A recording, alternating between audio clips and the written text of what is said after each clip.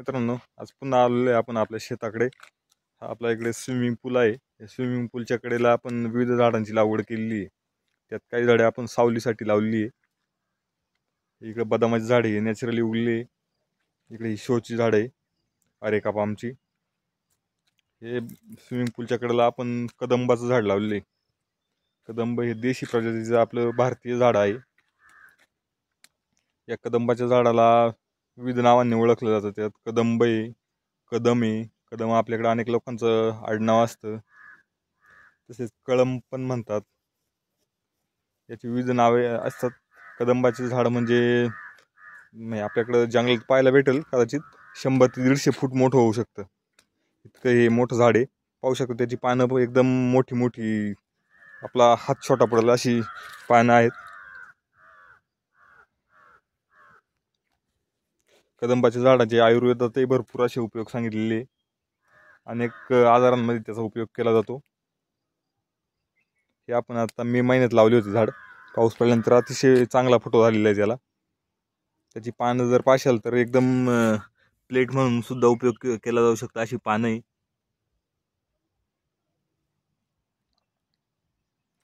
कदंबाचे झाड हे सदाहरित असते, तसेच वर्षभर त्याला ते आपल्याला सावली देते।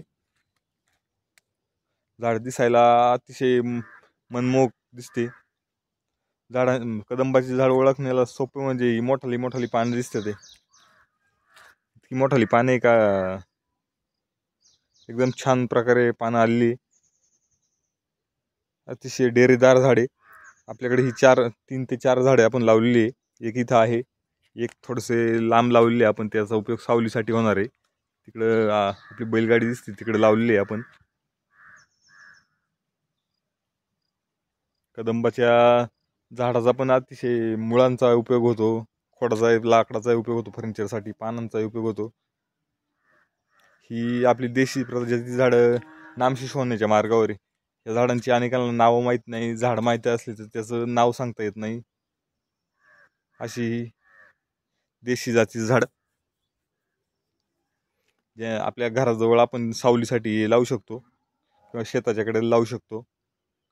झाडाखाली मोठ्या प्रमाणात कचरा वगैरे होत नाही, कारण याची पानं मोठाली असतात। पहिली तरी आपल्याला गोळा करायला सोपी जातात। अशीच नवनवीन माहिती, तशी देशी झाडांची माहिती मिळवण्यासाठी आपल्या चॅनलला सबस्क्राईब करा। धन्यवाद।